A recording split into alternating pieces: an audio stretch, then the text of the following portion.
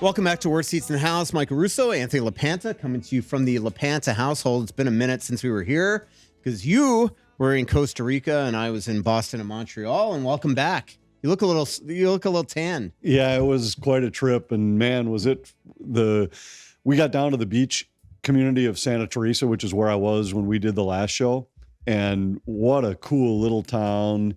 Weather was unbelievable, and it really was cool to see the jungles, the kind of the rainforest type places. I think it's more technically jungle than rainforest, but it was so cool. Yeah. But the two different parts of the country were very different that we saw, and Santa Teresa was terrific. I'd recommend that for anybody. They're really starting to expand with high quality places to stay, but they're just dropped into the middle of old time Costa Rica.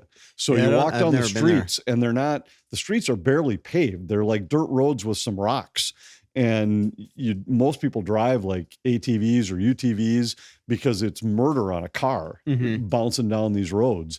But it's a cool vibe, and the restaurants are terrific. The food was absolutely mind-blowing. I had no idea it was going to be as good as it was. You have to tell me about the plane you took, because I'll be honest, I saw it on your Instagram and got nervous. I was thinking, like, it just reminded me of, like, I wonder if this is what it was like to be, like, you know, Richie Valens and Buddy Holly and the Big Bopper and everybody. Well, I'll tell you, it was really eerie because, so this was the first leg of our flight home. Santa Teresa's down on the Pacific side, way south. And we had to get back to San Jose to fly to Dallas. San Jose is where we flew in, more north central, I guess, Costa Rica. And we had taken a van down there. And I want to say it was 6 hours from where we were staying in Fortuna. Mm-hmm. Plus we had like a 2-hour bus or van ride from the airport to get to Fortuna in the first place. So this was a commercial flight. You pull into the airport and you're driving down a dirt road, and it looks like a county fair amusement park with like a couple animals out roaming around and stuff. You pull in, there is no security other than that you walk in and show them your ID. You stand on a scale with your carry-on and everything, plus then weigh your other bags. But you walk down, we're walking down this walkway, and the guy at the bottom is like, yep, grab a water or a beer if you want in the cooler and pick any seat you want on the plane. So we get on the plane. There are 3 seats in each row because there were 2 on one side, 1 on the other. Maybe 15 people on the plane, and we were 6 in our group. And I was in the cockpit, basically. I was in the second row, and guy turns around and, hey, Pura Vida, we got a 28-minute flight. And no door in the cockpit. No door. No flight attendant. No flight attendant. And the bags in the back were throw your backpacks behind the curtain and grab a beer or water and let's go. But it was kind of cool. So we took this flight. It was about a 28-minute flight. That got us up to San Jose. Then we flew from San Jose into Dallas, where we missed our connection, had to stay in Dallas. Margot's never been to Dallas, and I've always told her it's kind of a cool city to walk around and everything. But we got there, it was 5 degrees in Dallas, and our luggage had made it home. Mm-hmm. So all we had was our carry-on bags and 1 set of clothes that we were wearing.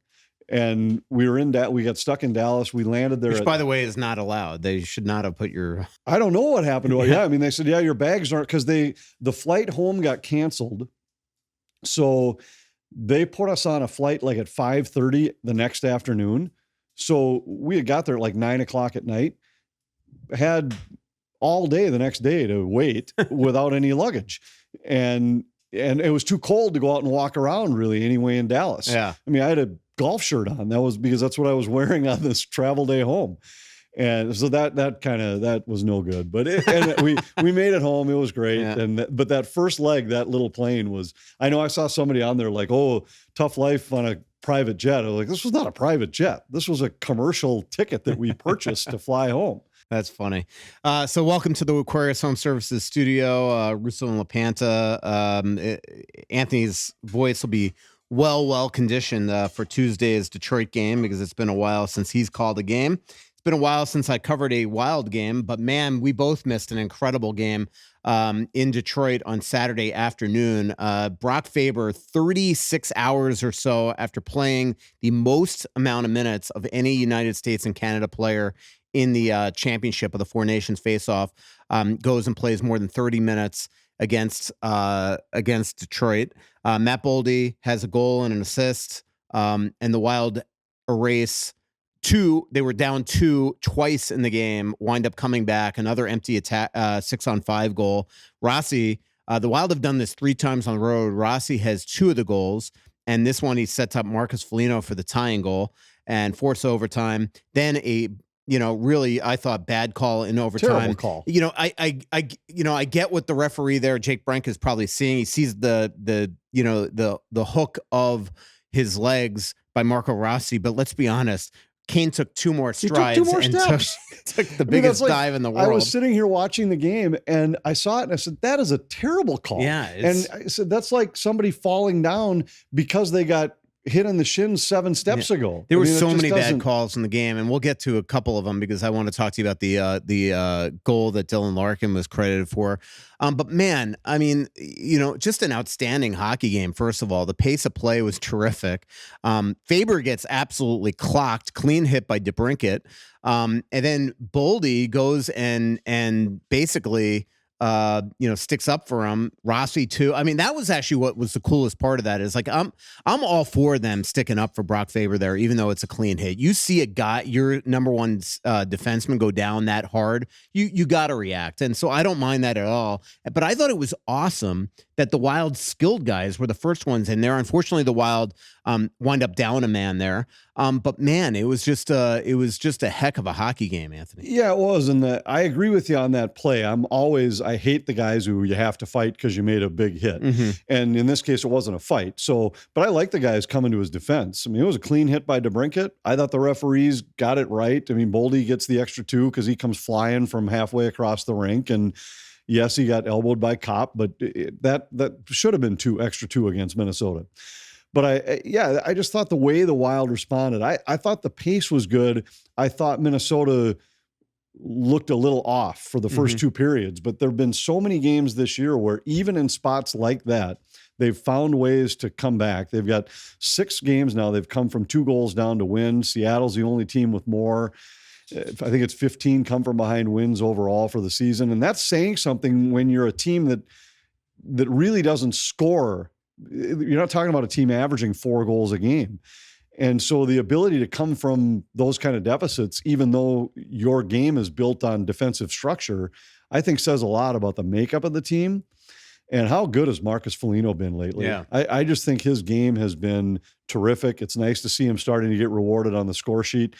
We're going to have a graphic in Tuesday's game. I was working on it as soon as the game was over yesterday. Since December 23rd, he's got 4 empty net goals and now a 6-on-5 extra attacker goal. Like, he's the specialist when you're in 6-on-5 situations. And everyone, as Phil and Stanley go loco here, like every one of the empty net goals took an immense amount of grit too. I mean, it's just crazy the way that he scores those empty netters. But he's been so good defensively this year. Like, I don't think that people really have a true understanding of how good of a season Marcus has had.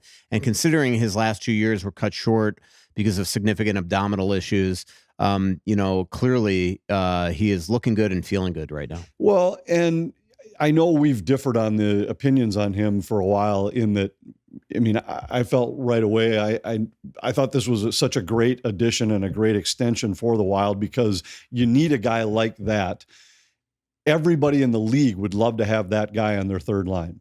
And because he's such a responsible player, he has all the leadership characteristics, he's physical, he's willing to fight, but he also has some skill, more than I think a lot of people ever give him credit for.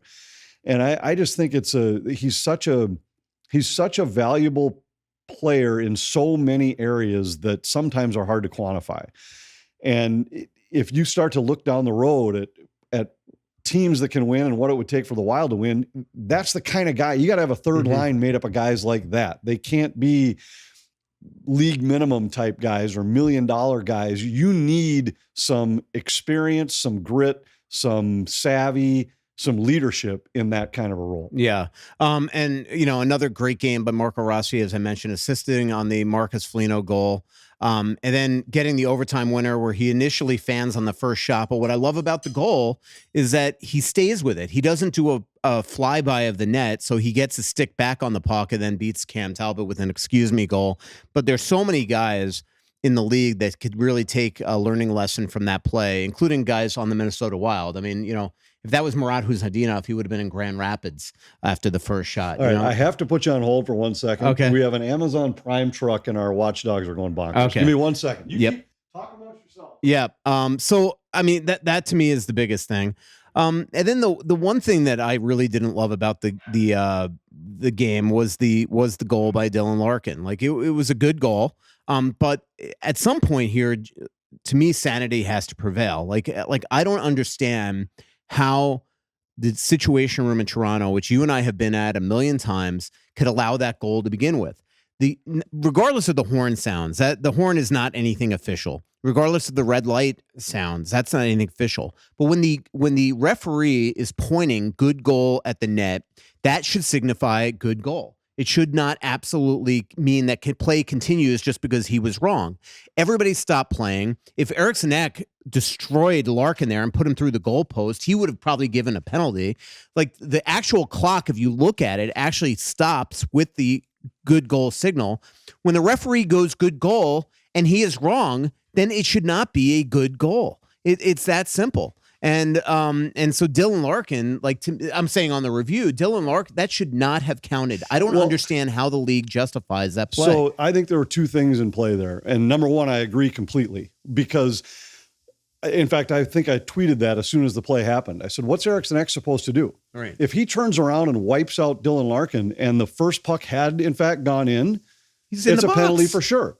And so I've always felt that there's times where if the referees let this go on, it can't, there is no easy way. What if it's the same thing like when they think goalies have the puck covered and they don't? Like if you just assume he's got it covered, you can't. You have to the referees have to be the ones that stop the play right there.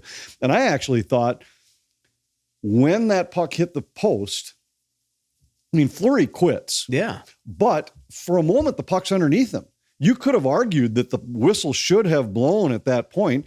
The puck only gets exposed because he starts to stand up thinking that there's already been a goal. Right. The arena's got the horn blowing and the lights blinking and everything. I mean, who in the world thinks the play is still alive and going on? Yeah.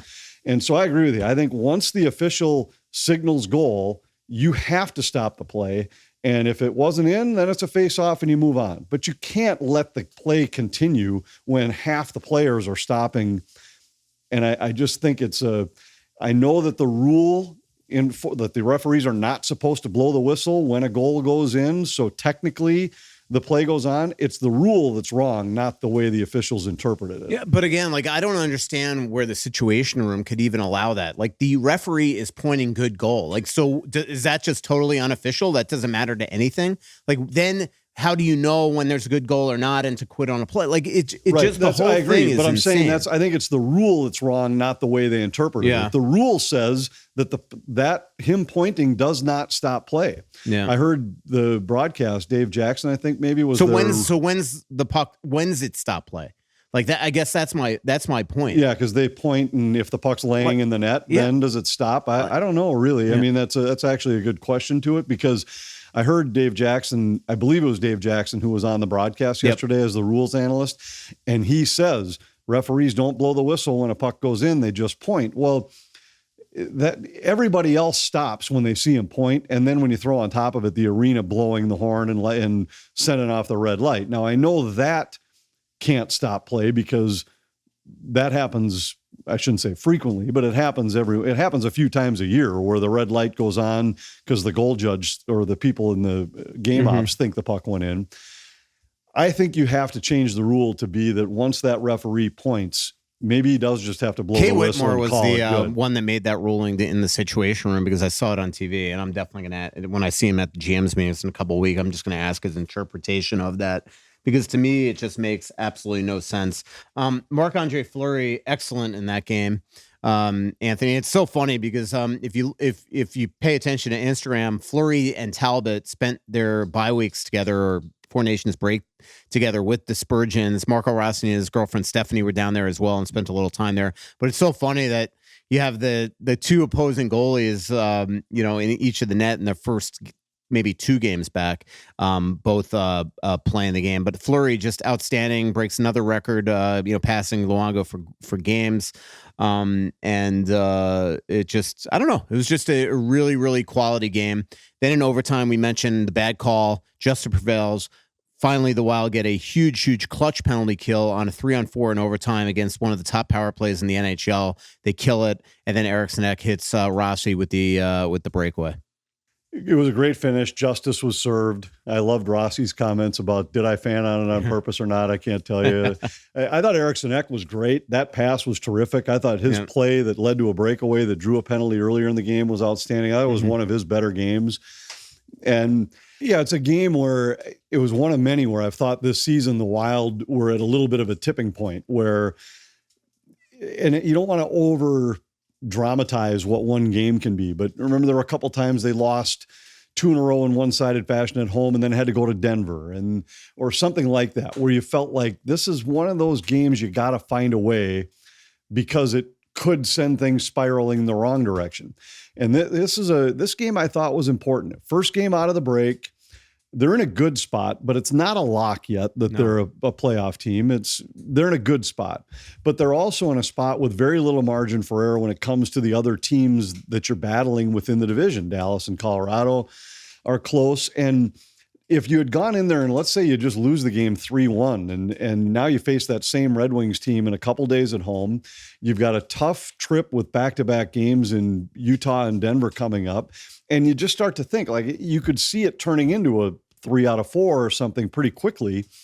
And coming back and finding a way to get 2 points in that game, just think how disheartening it is for the teams that are on the bubble. The teams like Vancouver, like Calgary, like Seattle, like Utah, where they're watching those teams in front and in games against the East where there's a clear winner for the other contenders in the West, to see them come from behind and win it in fashion like that, you know how disheartening those kind of games are for the teams that are in the chase. And I think that was one of those games where I think the Wild probably really put a significant dent into the hopes of some of those teams that are on the outside looking in. And definitely overcame a lot of adversity in that game. We are recording this on Sunday night, so Colorado has a game still tonight, and Calgary has a game tonight. But before those outcomes, and the Wild will have 2 games in hand on the Avalanche. Before those outcomes, the Wild are 4 points over Colorado and 12 points clear of the 9th team, which is Calgary. So we'll see what happens with them. Wild play Detroit at home, then go on the road, play back-to-back games against Utah and Colorado, then come home against the Bruins, I believe one against the Bruins, and then hit the road again for Seattle and Vancouver. Vancouver is the night of the trade deadline. The trade deadline will happen 5 hours before that game. And frankly, one of the big things that we're going to be having to look at going into the trade deadline is the health of Kirill Kaprizov. So the Wild have won 5 of 7 since this latest stint of Kirill Kaprizov being out of the lineup. So 5 of 7 since it was announced that he was having surgery, minimum of 4 weeks, which always seemed like a shockingly small timeline to me. As Bill Guerin said to me throughout this Four Nations tournament, and that we've been discussing on the pod and on radio and things like that, is that he's going to be out longer. So the question is, by March 7th, Bill Guerin must get clarity on Kirill Kaprizov's timeline. And so there's 5 games up until then. But the reality is that the Wild don't know how long he's going to be out. And now a lot of it's not because of, just them. Like his agent, Paul Theophanis, is very much part of this. They're using other medical teams that and things like that. They've got to get some sort of clarity because that will absolutely come up with Bill Guerin and the management team's strategy going into the deadline. If he is going to be back by in late March and the end of the season is April 15th and the Wild are not locked at the trade deadline, you can't just say that he's on season-ending LTIR for multiple reasons. One is that Kirill Kaprizov's not going to want to sit out the rest of the year. 2, he's your best bet to make the playoffs. 3, as we saw 2 years ago in the Dallas series, He missed 13 straight games. Then the Wild held him out of 2 of the final 4 games. And he admitted after that series that he was absolutely rusty and off and all that. And he needs a runway. It makes no... he is your best bet to make the playoffs. I agree, and it would be different if you're Winnipeg, right? Where right now you're in, absolutely, and, or Tampa a couple years ago, or Vegas when they, this is not a situation like where you're just going to play and games. It's also the type of player. I think your point about Kaprizov is valid. It didn't affect Nikita Kucherov, and Mark Stone plays a different game. Kaprizov is a guy who we've seen he needs sometimes 4, 5, 6 games to get ready early in a year, even before he starts to look like himself. And that just it might be the way he plays the game, might be the type of person he is. I have no idea, but it's real. Yeah, absolutely. And so, anyway, to my point is they've got to get clarity of his situation going into the deadline. If there is a chance that timeline is going to go to April 15th or close to it, then yes, it might make sense to keep him out and then use that $9 million to try to add a top 6 forward or 2, make some potential moves. Without anybody on long-term injury reserve, it is going to be difficult, if not impossible, for the Wild to make an impactful trade. They would have to move money out. They would probably need to find a third-party conduit to make some sort of move. If Kaprizov is out for the rest of the season and they can use that $9 million, then you go out and maybe make some moves. I think Brock Nelson makes a lot of sense if they could continue if they have interest. I think Brock Besser makes a lot of sense. Now, if you have a chance to sign those guys in the offseason, it would be a shame to go out and give significant assets up for either of those players if you have a chance to sign them. But if those guys could potentially help, it makes a lot of sense. I'd much rather Brock Besser on the second line than Marcus Johansson. And what I like about Nelson, even though I'm still, really skeptical on whether it makes sense to give somebody that's going to be turning 34 a 3-year deal at X amount of money. What I like about him at the deadline is depends on what X is. Right. Well, X is probably 5 to 6 million. Because I think 3 years, I could live with 3 years. Yeah. But I actually don't know that I'd go that high. And if that's what it takes to get him, then you may have to pass. I think if you got him somewhere more in the Foligno type money, which I have no idea what he's going to command. You've certainly done more research on that part of it than I have.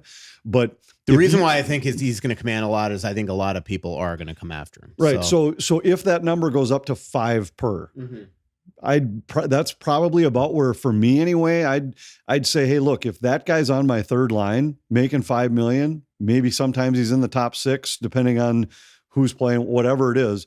But you start to put together a middle 6 that would include a guy like him, a guy like Foligno. Now you got something. What I like about Nelson, especially as a trade deadline pickup, is his faceoffs.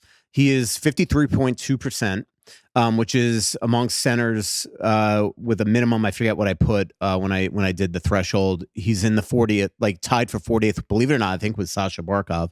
But the other area where he is outstanding with, if you take a minimum of 55 shorthanded draws, he's 14th in the NHL at 50.9% on the penalty kill. And I think you and I would agree that their biggest issue on their penalty kill, Anthony, is losing that first draw all the time. Now, Freddie Gaudreau is actually pretty adequate in that with winning draws on the penalty kill. I think, I forget what I put today. That's going to be in the Athletic on Monday. It's like in the 20th, 29th, I think, maybe ranked. The guys that have been horrendous this year on the penalty kill for faceoffs is Eriksson Ek and Husadinov. They're both around 34-33%, which is just brutal. Their save percentages have also been awful on the penalty kill, but that's where Nelson could help. So again, all this is probably moot if Kaprizov isn't out for the rest of the year. And that's the thing that I think people like. I get all the questions that I'm getting, but there almost seems to be this excitement that Kaprizov might be out longer. I think we're forgetting who we're talking about. Like, Kirill Kaprizov is their best bet to make the playoffs. I think if you had your biggest objective at the deadline, it's that knowing that Kaprizov's going to be back, by late March, and hoping that he's going to get a little runway to the playoffs and not make that big move. And then you're giving up your second round pick. You're giving up probably prospects. Like, there's no way the Wild gave up their first round pick in the Jiricek deal. So unless you're giving up future first, it's going to be your second this year, and it's going to be prospects in either of those trades or both. For sure. And I agree with the philosophy about what you have to give up now as opposed to just waiting till free agency. But I do think I have no idea. I haven't looked closely enough to really be able to say with any degree of certainty, like what fits, what could work, what in terms of salary and everything for deals this year at the deadline, stuff that could carry over. So, but those guys all help. And I love Brock Nelson's game. I agree with you on the penalty kill faceoffs, although I think lately it's been less of that first faceoff and then give up a goal before you ever get the clear. It's been more midway through power plays and even late in power plays. Yeah, a couple seconds. Yeah. And so early in the year, it was lose the first draw and bang, the puck was in your net. And some of that was when Eriksson Ek was out. I think their penalty kill, there have been stretches where it's passed the eye test, but not the stats test. Mm-hmm. And right now it feels like every time they go a man short, there's a pretty good chance a goal's coming. Yep. And I know they got the big kill in overtime yesterday, and there's a timely. And they also did get the one where they challenged goalie interference and lost. But before that, had given up 2 power play goals, which is why they were down 2. Yeah. And in both cases felt like they had no chance to get a kill. So I don't know what has to happen with the penalty kill, but man, it has to be better down the stretch and into the playoffs, or it isn't going to matter whether they make the playoffs and who they play.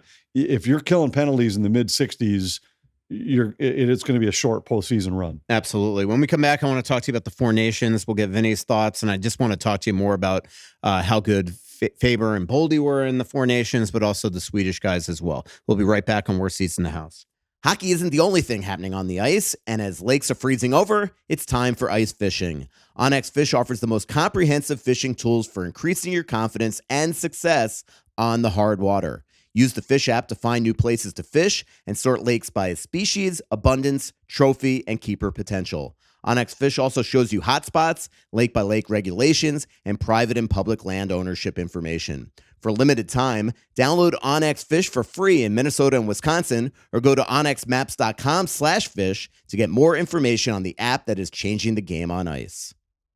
Royal Credit Union is your trusted advisor for all your business banking needs. Whether you're starting or growing a business, Royal offers a full suite of business account and lending solutions to meet the needs of your business now and into the future. Royal has business checking and savings accounts, business certificates and money markets, treasury management services, and business loans. Choose Royal Credit Union as your business's financial partner and get started today at rcu.org/royalbusiness. Insured by NCUA. Loans subject to credit approval. Equal credit opportunity. Hey, have you been dreaming of a lake cabin lifestyle with boating, fishing, and family fun in northern Minnesota? Well, lately I've thought a lot about how cool it would be to have a getaway like so many Minnesotans. And if you're like me, you probably think that owning your own lakeside getaway is beyond your budget. Well, if you think lake cabin real estate prices keep going up, well, think again. This is Russo, and I'm here to tell you there is an affordable way to enjoy a cabin lifestyle and all that goes with it. And yes, I said affordable. I founded a Clamshell Beach Resort, which is located on the Whitefish chain of 14 lakes for you and your family to enjoy. Here's how. Clamshell has lake homes that offer deeded fractional ownership, and the keywords there are deeded and fractional. You own it. Imagine having 5 weeks a year to enjoy Clamshell with its beaches, pool, and lodge that's full of kids' activities. Is golf your game? There's a great golf course right across the road. Like winter sports? Well, you can go ice fishing, cross-country skiing, or snowmobiling right out the door at Clamshell. And there's no maintenance, no grass mowing, no snow removal. It's done all for you. And you can own a share of Clamshell Beach Resort at an affordable price. To learn more about ownership opportunities at Clamshell Beach Resort, go to cottagesonwhitefish.com or contact Pat Egan at 612-220-9819. That's cottagesonwhitefish.com or Pat Egan at 612-220-9819. Back here, Worst Seats in the House, Michael Russo, Anthony LaPanta, coming to you. By the way, I haven't mentioned March 12th is our next live show. That's at Elsie's at 7 p.m. March 12th at Elsie's at 7 p.m. So hope everybody comes on out for that. It'll be about 5 days after the trade deadline, and when we're back for that, from that road trip. So a lot to talk about there. Maybe we'll hopefully at that point have some more clarity on what's going on with Kaprizov.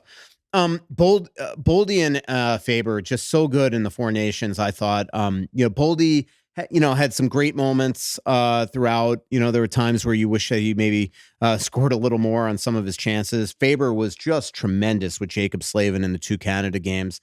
That last game against Canada, Anthony, I thought was the best I've ever seen Brock Faber look. Like in overtime, it's such a shame that they gave up that 1 goal to McDavid for the winner, because man, did Faber play great against McDavid earlier. And unfortunately, they put out Fox and Hannafin for that last draw. They iced the puck, and now they're caught in their own zone against McDavid and Marner. And boy, a trifecta of mistakes by Adam Fox, Anthony. He doesn't intercept the rim. He loses Marner, can't keep up with him, and then he can't get to the front of the net. Of their 8 defensemen, if you include Quinn Hughes, I got to think 7 are coming back for the Olympics, and Adam Fox will not be. I thought Fox was terrible. Yeah. And I actually haven't been impressed with his game all season. This is a great segue into Vinny's thoughts, because he sent me a list of a letter grade for every player on the Team USA roster and said, here are my grades. I think you guys should give your grades. And even if you don't do every player, maybe the wild players and the notables, no pluses or minuses. Make a committed answer if you're going to do the grades. Okay, Vinny. Right. And so he gave Adam Fox a D. He looked their like worst defenseman. Yeah, he looked like you couldn't trust him on the ice. Yeah, it's hard to believe that this was 4 years ago. This guy was the Vezina or the Norris winner. Yeah, and I remember how annihilated I got by Rangers fans for not having him. Even I don't even know if I had him on my ballot. And he wouldn't have been in my top 3, but for sure he wouldn't have been. But I thought he was bad. The easy A's for McAvoy, Slavin, and Faber. I thought all 3 of those guys were great. I think Slavin A+. Sorry, Vinny. I thought Faber was just as good as he was, and Zach Werenski, I think this year has been as good as anybody in the league most of the year, and I thought he was great. Yep. So I thought Sanderson was great. I thought he was just okay, and then he scored. Yeah. In the first period, I really thought, boy, he looks like he's a deer in the headlights right now. And I wasn't watching him closely, but there were a number of shifts where I thought, boy, that he looks right now like he's playing scared. Mm-hmm. Then I thought he was really good second and third periods of that game. Yeah. Hannafin will probably be back. Quinn Hughes will probably be back. I didn't think he was great. And then, but the one thing I just wonder what they do with that 8th D, because you're going to bring 8D to Milan. So let's just say it is Hughes, Werenski, Faber, Slavin, Hannafin, Sanderson. That's 6. Who am I forgetting? McAvoy. So there's your 7. I wonder if the 8th D is going to be like Zev Boyum. Like I think historic, a young guy. Like I think you take a young guy just to be around them, or an Alex Vlasic. Like somebody that's most likely not going to play, but you bring one of those guys. Like I guess you'd have to look at who your guys are, because I'd want to have, if I have 8, mm-hmm. I'd want to have one extra guy that's a little bit more of the puck moving, offensive minded, mm-hmm. and then one that's more of the sturdy penalty kill, maybe a little stronger guy, just in case. Right. Which again could be Hannafin and Boyum. It could be one's the puck mover in Boyum. Yeah, the other is could be Hannafin. Yeah, and Vlasic could be more of the penalty kill type guy than the offensive guy, because I would want to have that kind of flexibility, whether it be to injury if somebody goes down, mm-hmm. but also if, let's just say you're struggling on the penalty kill or something, and you want to, hey, we got to throw an extra of that type of player in the mix. Maybe you're playing a more physical opponent, something like that. Mm-hmm. I'd want to have a little flexibility. I wouldn't want to get stuck having the same 2 of the same type as my 7 and 8. Right. And then I really think they got to look. So they didn't score a ton of goals. Obviously, like Miller, Hughes, Eichel, although Eichel I thought was good. Austin Matthews, none of these guys scored goals. And then their bottom 6, I thought they did their job. Like I liked JT Miller's game, didn't score. But then, you do have to wonder about guys like Vinny Trocheck and Chris Kreider and Brock Nelson, because they left a lot of good players off this lineup. Like they, you obviously, don't have Tage Thompson there. You don't have Cole Caulfield there. You don't have Clayton Keller there. You just wonder if maybe you have to, Jason Robertson, you have to wonder if maybe you add some of these offensive guys, like in this type of tournament. What do you think? I agree. Again, though, it comes back to the type of player. And I know that's why they took some of those older, more veteran guys. And so you do have to look at how your lineup's going to shake out. If you get rid of all of those guys and replace them with all scorer type guys like Thompson and Caulfield, I mean, look at the impact like Joel Eriksson Ek had on Team Sweden. Wasn't their first or second line center, but might have been their most valuable player. Yeah. And you have to have guys like that. So I think I'd really have to take a closer look at the rest of I think Trocheck and Miller make a lot of sense. Kreider and Nelson are the ones that you just wonder if they're going to age out. Yeah, Kreider can't be back. I would bring a Tage Thompson next time. Just his size, his offense, his ability on the power play. I think he could kill penalties, he can win draws, things like that. I didn't love Connor in the tournament. Jack Hughes I thought was terrible. And maybe it's because he was invisible. Yeah, like maybe it's because he wasn't playing center, and I get why they didn't want him at center because defensively you're going up against the McKinnons and the McDavids and things like that. But it just felt like on the wing he was sort of miscast. Obviously he's going to be there, but he needs to be better. The guy that impressed me from start to finish, and it's not just because, as I said on the last week's podcast, he sat next to me on the plane going to Montreal. The first game for the tournament was Dylan Larkin. Like I just thought Larkin was awesome throughout the tournament. What did Vinny think? He thought Larkin was good. Let me just double check what his grade was for Larkin. He has Larkin with an A, has Kreider with an F. That we agree with that. He has Hughes with a D. I think I'd agree with that. It was some of the other guys that, Nelson C, Trocheck C, those are the guys that I think some of those guys are going to have to be really good if the U.S. is going to have success. Right. Those have to be your third, fourth. What do you have for Matthews?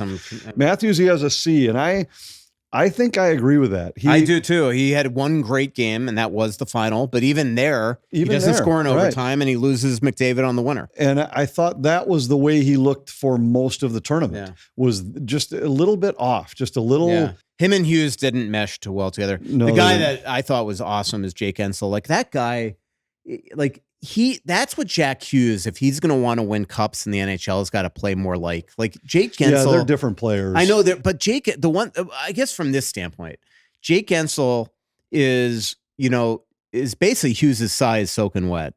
And who has got bigger balls than that guy? Like he goes to the dirty areas. He gets into all sorts of contact. He plays with piss and vinegar at times. He's got. Maybe it's having the two brothers where, the fighting growing up, who knows, but there's something about him that just he plays just such a gritty game for such a goal scorer. And I thought he was awesome. And it's a shame that actually to start the tournament just didn't mesh really well at even strength with Austin and Jack Hughes, because I thought Gensel was outstanding. And when he wound up playing with Boldy in that final game with Eichel, at times, I thought they were really good. Let me ask you what you think of the Tkachuk brothers, because they obviously added incredible heartbeat to this team, but they were also maybe a little stubborn, especially Matthew playing that final game, Anthony. Stubborn for sure. And maybe selfish, you might say, that where he clearly wasn't healthy. And those are the points where you got to have a guy be willing to say, look, I'm just not right. Yeah. And they should know that he wasn't right. And for that very reason, to pull Connor out and then play Kreider and Trocheck like 8 minutes or whatever it was, maybe even less, in an overtime game, now you're suddenly going with 9 forwards the rest of the game because Tkachuk wasn't playing. It felt like I get Connor wasn't very good, and I get in a short tournament you don't really have the latitude to allow guys to play out of their struggles. But to pull Connor for Kreider and then barely use him, knowing that Tkachuk was hurt and might not get through the game, it just seemed like a bad decision by the staff on that one. Yeah, and I actually think we should give some credit to John Cooper and the Canadian staff. Mm-hmm. I thought they did a great job massaging their lines over the course of the tournament, subtle changes that really seemed to work. And I suppose it shouldn't be as a surprise. I mean, he's been really good in the NHL for a long time, but I thought they did a great job with that. And it felt like the U.S. had some combos that just didn't really work. Yeah. I mean, 7 goals by McDavid and McKinnon, and the American Stars, with the exception of Gensel, really didn't score at all. And that really is what comes down to it. I thought Boldy's game was great. Yeah. I thought I think it really was I'm wondering if that'll be a big confidence boost for him, just to sure say, looked look, like it yesterday. Yeah. And you just went and played against the best in the world, and they were leaning on you. And we've discussed this before. Like, if Kaprizov is done for the rest of the regular season, or at least for the next month, this is now where, if Matt Boldy needs to step up, you are the star now. You have to take. And he did that well when Kaprizov was out in the past. He's had a couple stretches where it's been, remember how good Johansson and Eriksson Ek were a couple of years ago, the year they acquired Johansson, where they took off and had to carry the load and did. So we'll see if he can do it again. Yep, absolutely. Let's. I know that Wild fans love this, but let's give some kudos to Jordan Binnington, because man, you know, he was good. Yeah, he was great, especially in overtime. 3 great looks by, when Jake Gensel set up Austin Matthews at the back door and Binnington's robbed him in overtime, I turned to CJ. I'm like, that's when you've just felt like that was the look that was going to win the game for the Americans. That's what Binnington has been. Yeah, he's been the guy that he'll give up 2 goofy ones and get blown out, get yanked, get pulled from a game, and then the next night stand on his head, like he did in the playoff run a couple of years ago. And remember when he came out of nowhere that year? I mean, literally out of nowhere. Nobody even knew who he was. Mike Yeo got fired. I remember texting Mike Yeo late that season saying, did you guys ever see this coming? He said, we didn't even know who he was. He said, I had never seen him before. Yeah. And so, I mean, when Mike Yeo was fired, didn't they have the worst save percentage in the league? Yeah. And Binnington came about maybe 3 weeks later. Yeah. But in fact, if I remember the story right, they had loaned him to the ECHL or something earlier in the year. I mean, he wasn't even on the Blues radar. But then he just has that ability to make big saves in big games, and he was the best player on the ice in that game. For a guy that we've all seen that could lose it in games, there is something about him that he's just level-headed. Like, even just going into the game, talking to him the day before, he was so calm. And then there's that clip where there's an old school clip where he and St. Louis reporter are having a back and forth, and he just looks to the guy and goes, "Do I look nervous to you?" Like that before a huge game. So, I mean, that's the type of cockiness to him. Yeah, sure. That's the type of goalie you want in net. Somebody like, that is, sort of level-headed like that, even though, he talks a lot. That there's something about him, because we've seen that he loses his cool. But the one thing, his big line, so he must, see somebody away from the ice, but he talks about being centered all the time, getting back to being centered. So clearly, I think that he sees somebody away from the ice, to, a sports psychologist or something, and tries to get into mental zones that obviously in the biggest game since the Stanley Cup final, obviously was just absolutely unbelievable. Crosby as good as ever. McDavid, McKinnon, just awesome. All the little things. I thought McDavid was invisible in the final and then scores the winner. Yeah, absolutely, because he was having to go up against Faber and Slavin all game. Man, Slavin's unreal. Like, he's the type of guy that you have to watch in person all the time. Right. Probably similar to Brodin. That's exactly right. And I remember I said that going into the tournament. I said, what I've always loved about Carolina is there's so much hype about some of their offensive defensemen. But to me, it was always Slavin and Pesce that made them so good, because those guys were just so responsible, and you just never had the puck when they were on the ice.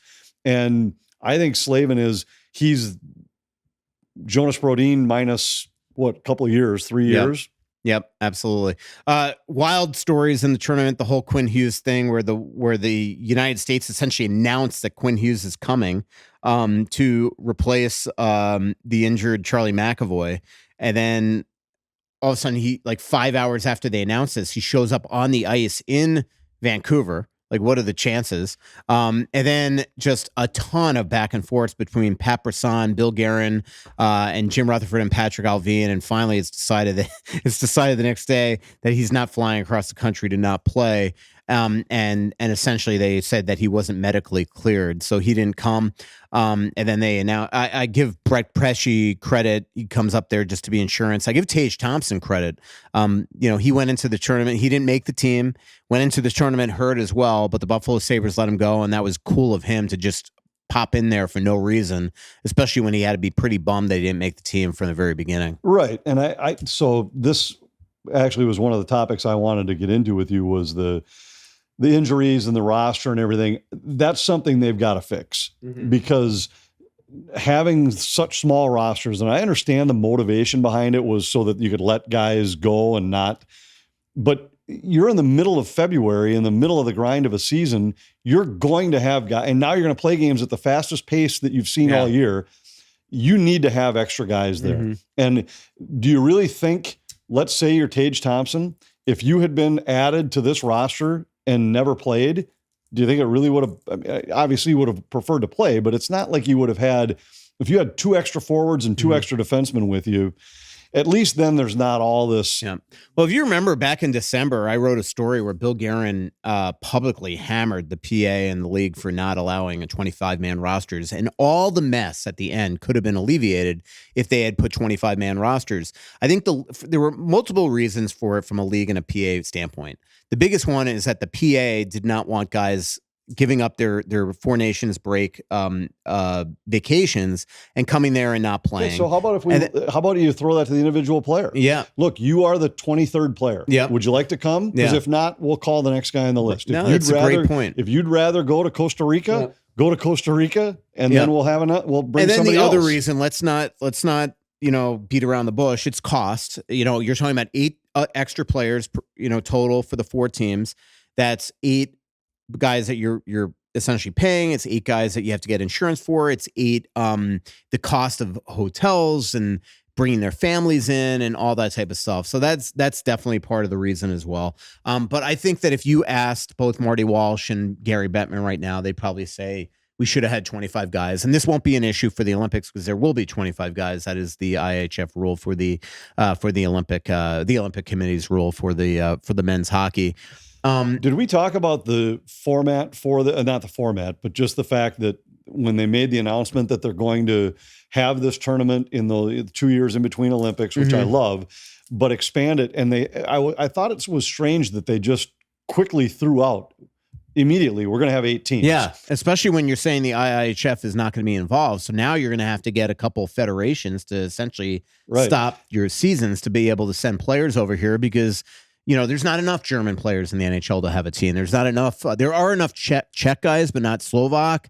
So there's going to have to be. There's going to have to be some. But I think you could have just said we're looking at an expanded field and left it at that. Yeah. To come out and say it's going to be 8. I mean, what are the 8? And they've already said that the 8 are going to be countries that they have no intention of doing, like Team North Europe America or Team Europe or things like that. I mean, if you assume that Russia is one of them, and you're counting on the fact, I would think Russia, Switzerland, Czechia, and Slovakia. So, clearly the Czechs and the Russians have enough. So essentially, you are going to probably have to go to the Swiss League and the Slovak League, and you're going to have to essentially pay them to allow. They're going to do it in the calendar where those nation the IHF calendar that they're on break anyway. But to get to your other point, on the timing of this and having it in February, I do think that the league wants to have it in February because it's sort of their calendar, right? There's no football, there's no baseball other than spring training, things like that. But the issue is that this is a different league now than it was years ago. The pace of play is unbelievable. Clearly, this is not the way it was years ago when you had this type of format. And so I just wonder if you do have to consider putting it before the season. I don't think they want to change it, but guys are going to get hurt, and you're doing this right in front of the stretch drive, and you are going to be doing this every 2 years between Olympics, World Cup, Olympics, World Cup. And we see right now Matthew Tkachuk has a major injury. Charlie McAvoy is out probably for the season for Boston. I think Vincent Trocheck is dealing with something. Brady Tkachuk's obviously dealing with something. And there's other guys that we know, Shea Theodore that's out. They're guys got hurt in this tournament. It's going to affect their NHL teams. There's no perfect time to have it in terms of injury risk. But I just think if you do it at the beginning of the year, even a player that gets hurt, at least has a decent chance to get back and be ready for the NHL postseason.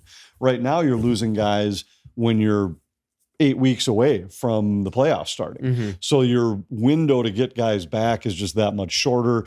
Doesn't mean they'd miss any less time, doesn't necessarily decrease the injury risk, other than that maybe guys are just, they're fresh and healthy in August. But you do have the guys on top of their game in February. And maybe everybody just has to accept it and say, this might happen. And obviously we'll see what Vegas does with that LTR IR space. They're going to be able, they're going to pull something, and they usually go after the top players out there. Like, half of me wonders if they're going to go after like a Brad Marchand. And then same thing with Florida, because I think Tkachuk has a major injury. When we come back, I do want to talk to you about the Charlie McAvoy injury and all the shade that clearly the Boston Bruins were throwing on that. And then we got some Twitter questions as well. And maybe we have more of Vinny's thoughts. We'll be back on Worst Seats in the House. Aquarius Home Services offers 5-star rated HVAC, water treatment, plumbing, and electrical services throughout Minnesota and Wisconsin. And I'm telling you right now, don't let the cold take over. Keep your home warm and worry-free this winter. And you could do this by saving $98 on repairs for all furnace repairs from a company you trust this winter. And this $98 off deal isn't just for furnace repairs. It's applicable for plumbing and electrical as well. How do you get this? $98 off. Visit AquariusHomeservices.com to get your heat back fast. Go again to AquariusHomeservices.com. Aquarius, earning the right to be recommended. And don't forget to mention that Russo sent you. We love supporting local businesses. We love working with local businesses. I started buying stuff at Twill in the Edina Galleria a long time ago. When I started this podcast network, I was really hoping I'd be able to work with Scott Dayton, the founder and owner of Twill, and I was lucky enough to be able to do so. Now my closet is pretty much all Twill stuff. I don't get free stuff. I don't get discounts. I don't ask for discounts. I go there and pay full freight because I want to support a local business also because the stuff is awesome. Just bought a fresh batch. I'm about to go on a vacation with my wife. Everything I'm packing is Twill stuff because it wears well. It's comfortable. It doesn't wrinkle on planes. It doesn't wrinkle in suitcases. It comes out looking good. It wears like iron, and I'm never going to have to replace it. It's just so simple. Everything from casual shoes to dressy shoes to golf stuff to dress stuff to suits. By the way, you get everything tailor fit, which really helps me out. And everything from gopher stuff to winter stuff to summer stuff. They just have everything. So go to twillmn.com, sign up for email updates. They won't send you anything unless they have a very specific event they want you to know about. They won't spam you. And go in there and say hello. Tell them we sent you. It's just a pleasant group of knowledgeable people. They are experts at what they do. It's the best men's clothing store in Minnesota. Go check out Twill online and in person in the Edina Galleria. Keep the good times rolling without the regrets. Giggly THC beverages are your go-to for bold flavor and smooth vibes. Zero alcohol and no bad decisions. Just THC-infused cocktails, seltzers, and teas packed with natural ingredients and performance-boosting superfoods like ashwagandha and ginseng. Find Giggly at over 500 locations like Total Wine, MGM, and Cub Foods, or shop online at giggly.com. That's GIGLI.com. Ready to upgrade your drink game? Well, use code GIGGLYNORTH for 50% off your first order. Giggly. Sip smarter, feel better. Final segment of Worst Seats in the House. Michael Russo, Anthony LaPanta. Elsie's, March 12th, 7 p.m. Make sure you put that on the LaPanta household calendar, Anthony, and everybody else out there as well. Plug that in right now. March 12th, 7 p.m. I think I got it. Elsie's. You mentioned Vinny's thoughts. We had a couple from a couple weeks ago that we never really got to, and it was one of them that we talked through the Faber-Bedard combination thing, but he had thrown to us the difference between the time and the requirements to get guys ready to play from position to position. And part of what he threw out with that was what the Wild have seen in the way their defensive prospect pool has evolved and changed.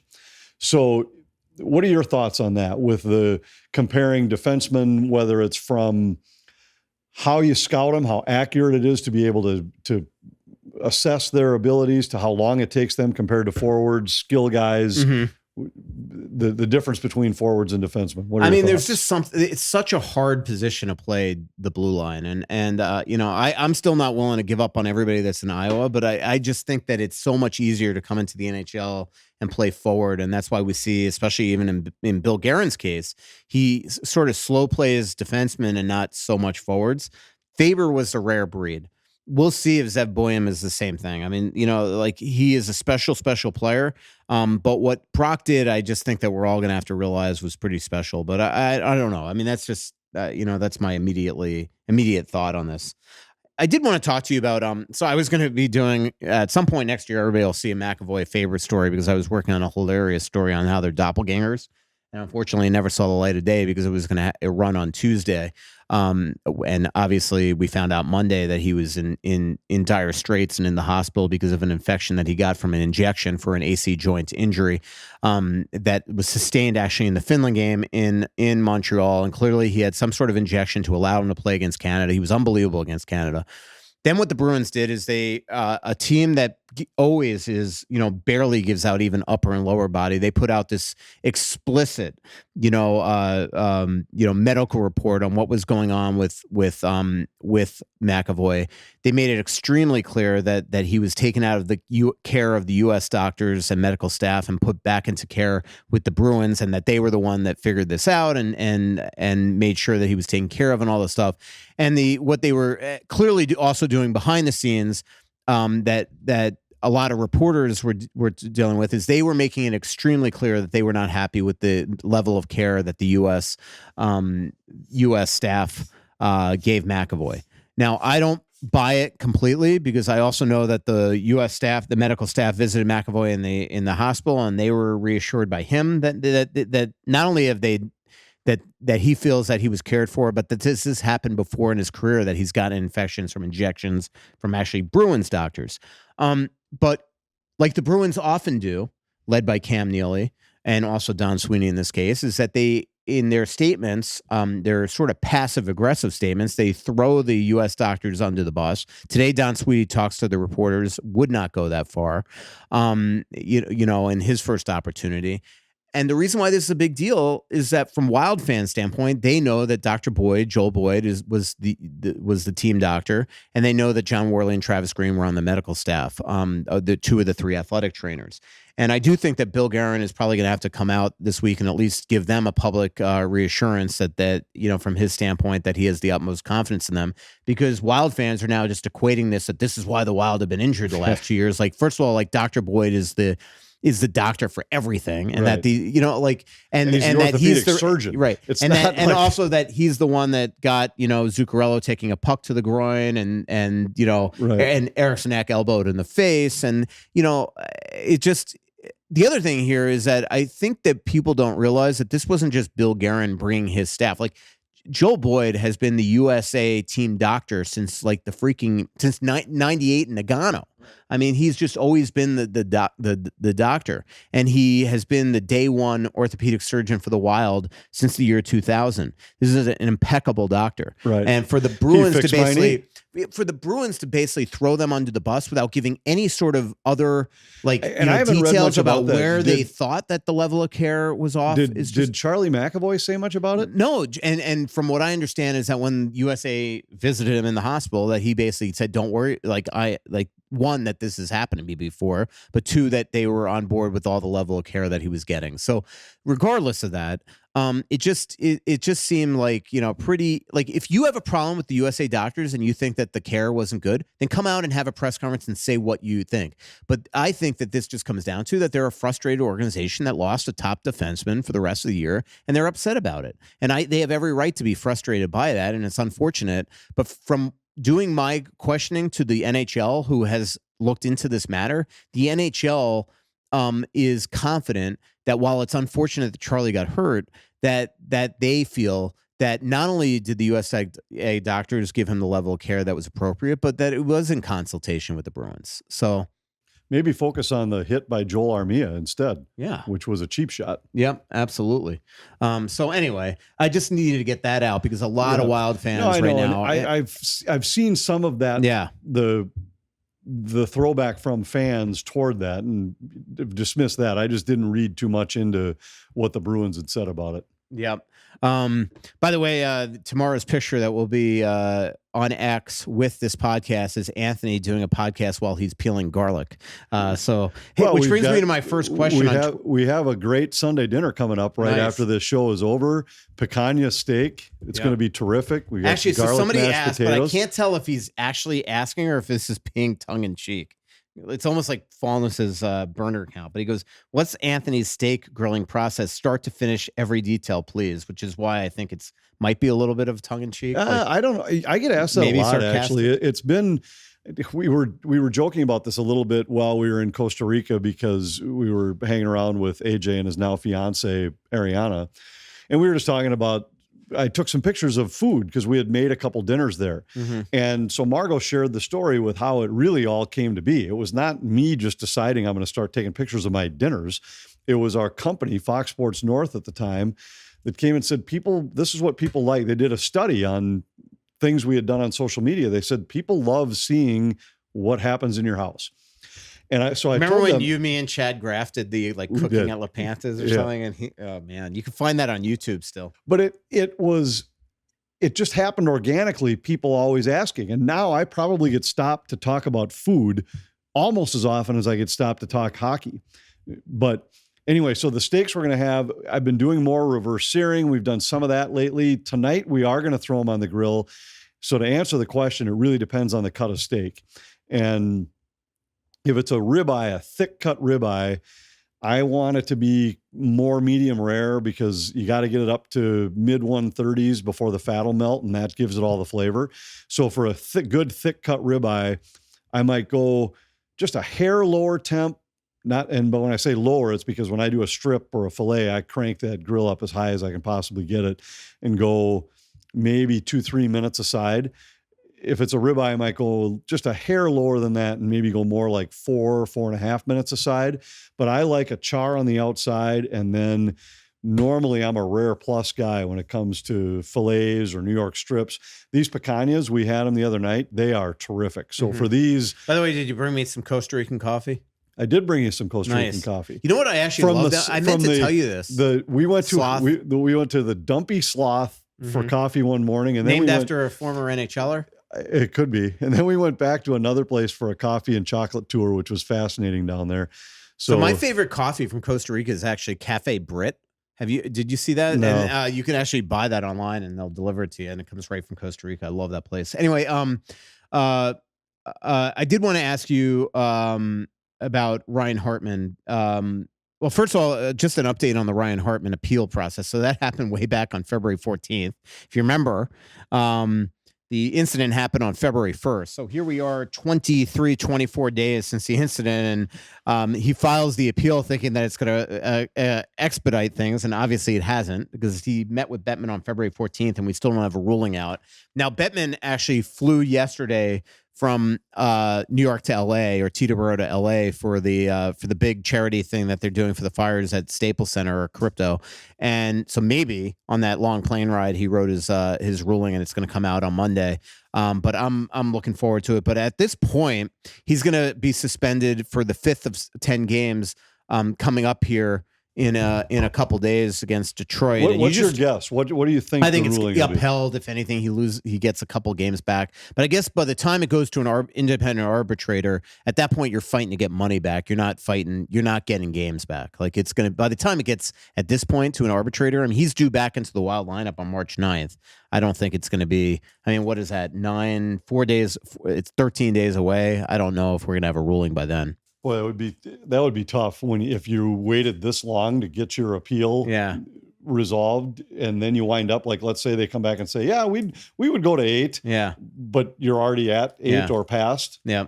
Needs to get a good amount of money back, 80 some odd grand. Wild Boys 59 guys, prediction from you guys: does Hartman get traded or bought out this summer? So here's the interesting facet if you look at the NHL calendar. So he's got a no move clause until July 1, essentially. Then it turns into a modified no trade. Well, the buyout period goes from about June 15th to June 30th. So you could buy him out before you could trade him, theoretically.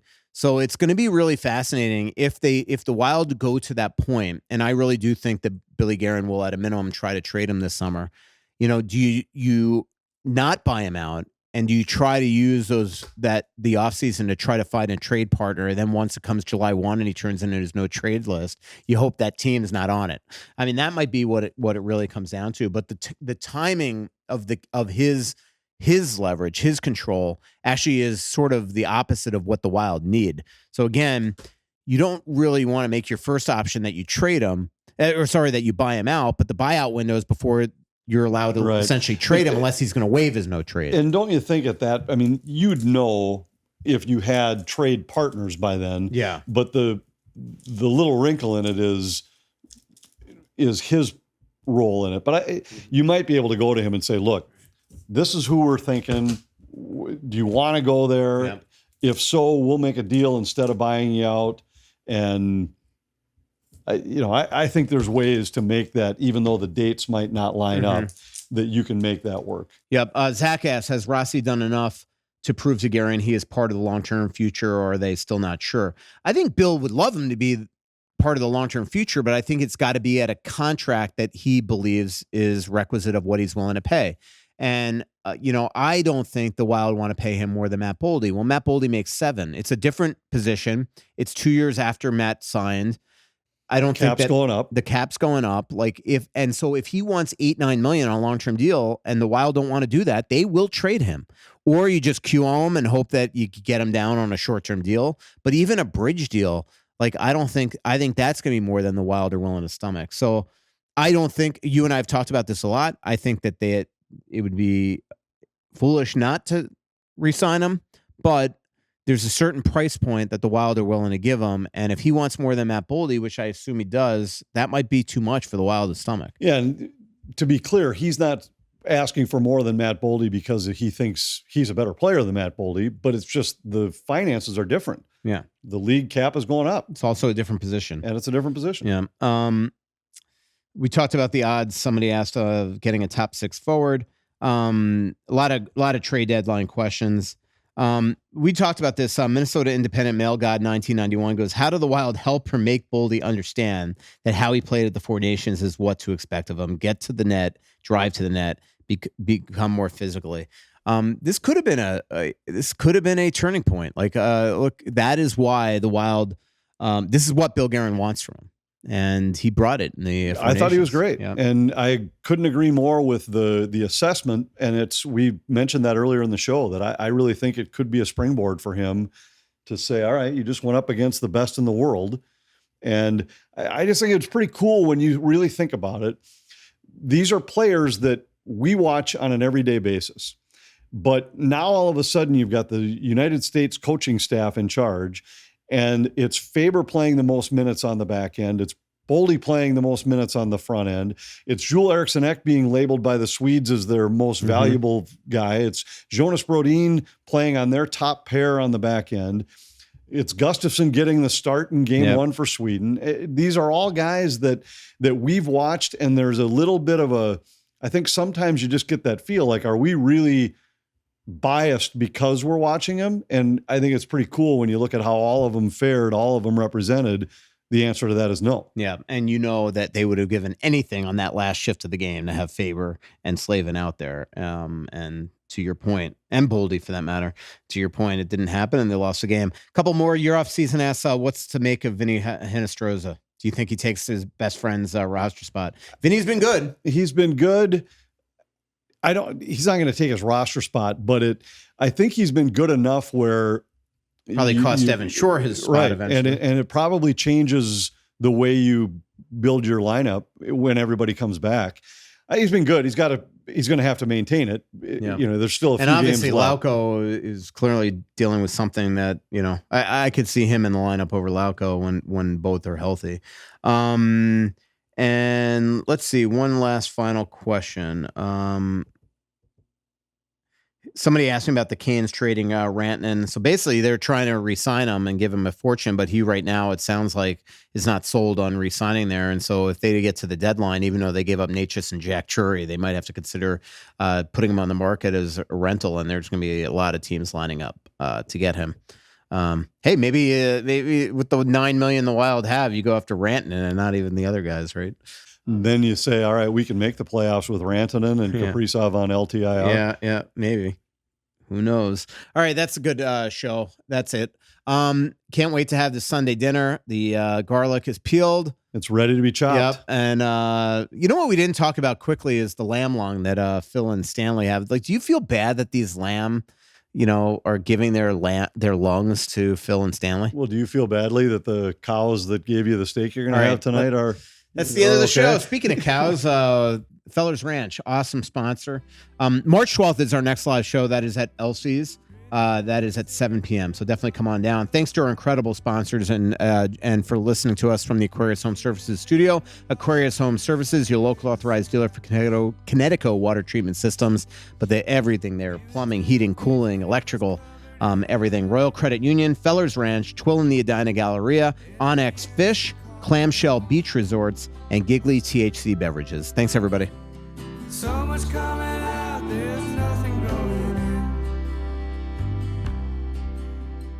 I know that you feel like you're never gonna win. Oh, but the world